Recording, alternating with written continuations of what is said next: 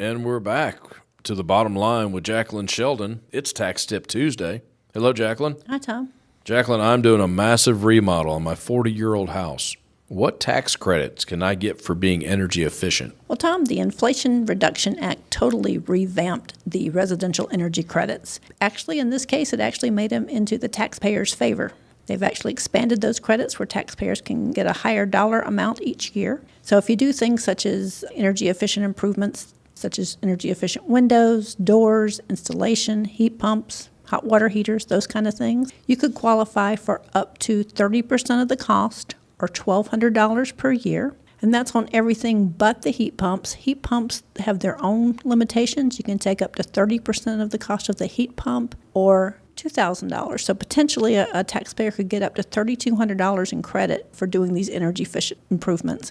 Another thing to keep in mind is this is per year. So sometimes it's a good idea maybe to go ahead and replace half of your windows out this year and maybe wait till next year and replace the other half. That way you can get a $1,200 credit this year and potentially another $1,200 credit next year. So timing can definitely come into play here when you're doing tax planning for these. There's also credits for solar and some other things as well. You definitely want to make sure that you understand which particular energy efficient items qualify for the credit before you purchase, because sales guys sometimes can be misleading on what you can and can't do. So definitely do your homework first. And another thing to keep in mind with these credits are non-refundable. So if you don't have a tax liability prior to applying the credit, then you're going to get no tax benefit for it. And I can actually give you a client example. I had a client this year that called me because they had done some energy efficient improvements to their home, but it's a retired couple, and they had decided not to take money out of their retirement plan this year. They were going to live strictly off their Social Security and their savings. Well, in that case, they had no tax liability. They were going to get no advantage of taking that residential energy credit. So we worked with them and came up with some numbers, and we